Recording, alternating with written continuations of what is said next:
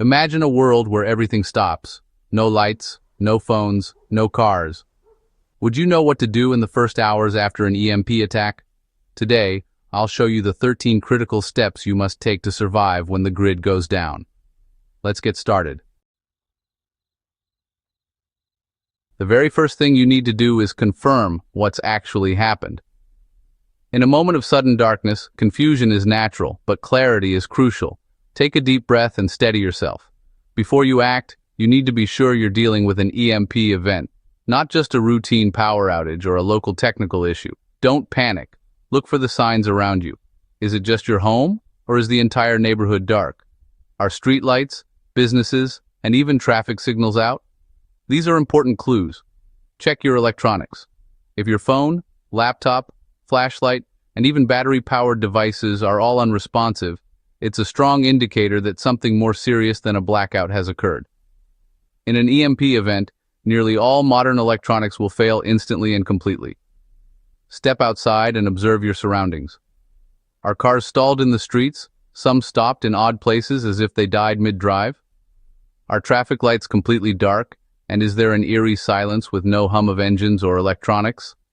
These are classic signs of an EMP. Try using a battery-powered or hand-crank radio.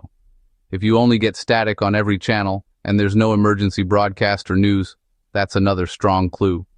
Communication networks will be down, and information will be scarce. Don't waste precious time trying to fix your electronics. In an EMP scenario, most devices are beyond repair. Instead, focus on what you can control. Gather your thoughts, make a plan, and use any tools that still work. Widespread power loss, dead vehicles everywhere, and no signals from any device? These are the hallmarks of a post-EMP world. The scale of the outage will be massive, affecting everything from transportation to communication. Now, every decision you make is critical. Don't waste time speculating about the cause or waiting for help that may not come soon.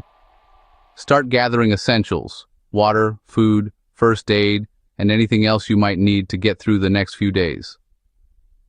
The first hours after an EMP are absolutely critical.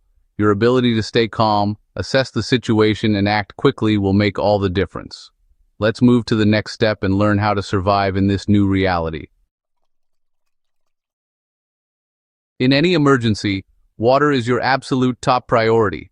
Without it, survival becomes impossible in just a few days. The body can go weeks without food, but only a short time without water. That's why, as soon as you realize a crisis is unfolding, you need to act fast to secure your immediate water sources. Municipal water systems are often among the first services to fail during disasters. Power outages, infrastructure damage, or contamination can cut off your supply with little warning. Don't assume the taps will keep running.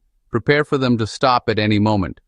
Immediately fill every available container in your home: bathtubs, sinks, pots, pans, pitchers, and bottles.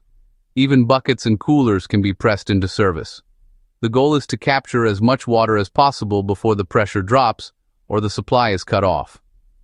Don't worry about filtering or purifying the water just yet. Right now, your focus is on collecting and storing as much as you can. You can always treat the water later if needed, but you can't collect what isn't there. Remember, you'll need at least 1 gallon of water per person per day for drinking and basic hygiene. That adds up quickly, especially for families or groups. If you have pets, factor in their needs as well.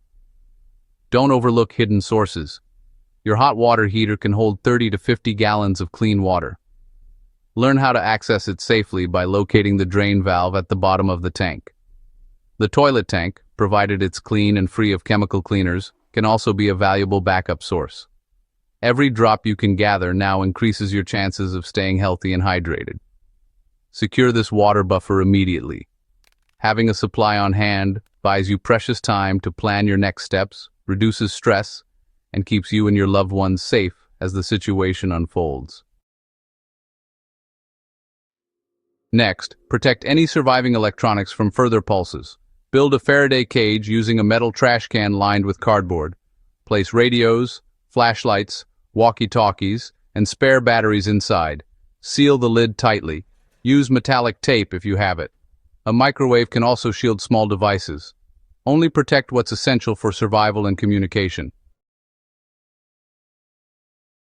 When the power goes out, your fridge and freezer become ticking clocks, counting down the hours until your food spoils. Every minute matters, so act fast and stay calm. The cold air inside is precious.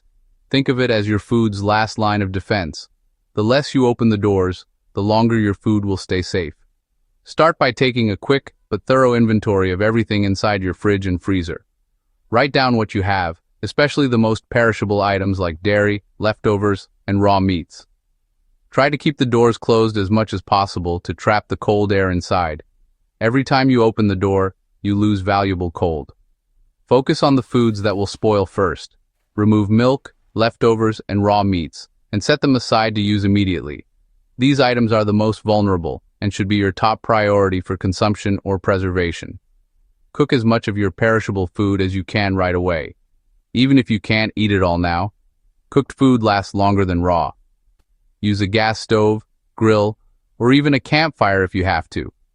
Cooking now buys you precious time and helps prevent waste. If you have extra meat, consider preserving it by salting, smoking, or curing.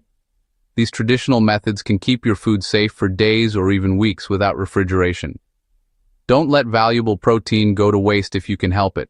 Remember, a full freezer stays cold much longer than a half-empty one. Group frozen foods together to help them retain their cold temperature. If you have ice packs or frozen water bottles, use them to fill empty spaces and keep everything colder for longer.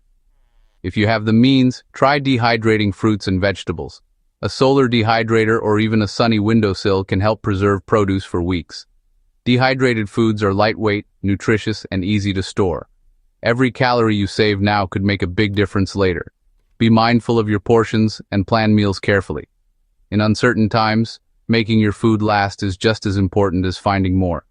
Your careful actions today will help you stay nourished and strong in the days ahead. Communication is your lifeline. Use a battery-powered or hand-crank radio to listen for news. Walkie-talkies keep you in touch locally.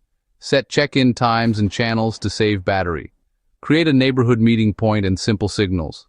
Build a human network. Community is your force multiplier.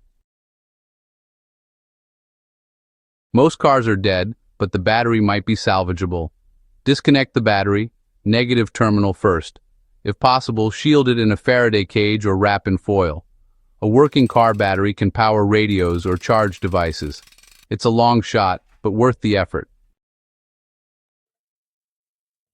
Sanitation is critical. Disease spreads fast without it.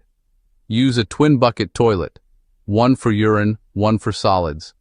Cover solids with sawdust, dirt, or shredded paper after each use.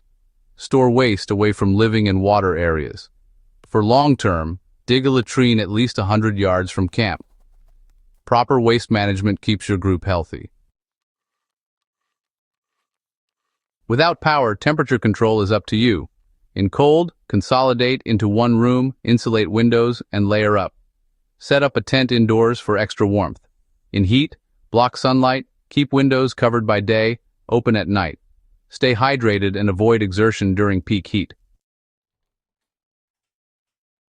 Security is now a priority. Desperation changes people. Lock and reinforce doors and windows. Use blackout curtains to hide light at night. Don't advertise your resources. Blend in. Form a neighborhood watch.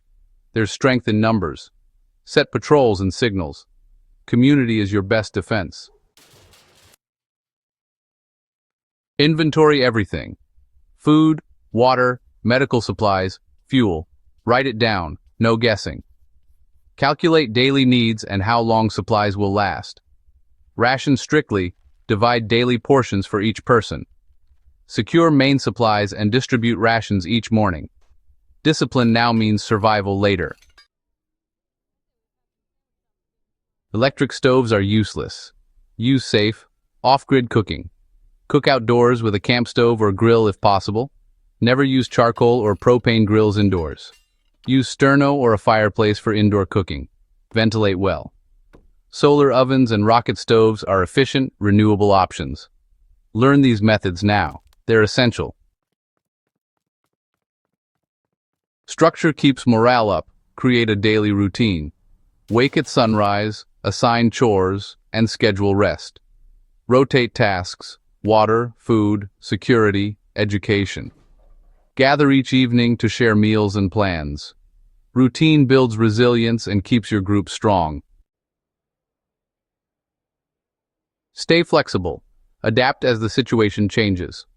Scan radio bands daily for news and updates. Observe your surroundings and keep a log. Be ready to change plans if needed. Survival is about problem solving and adaptation. These 13 steps are your survival blueprint. Don't wait. Start preparing now, while you still can. Practice skills, build your kit, and talk to your family. Preparation today is your best investment for tomorrow. Subscribe for more survival tips and stay prepared for anything.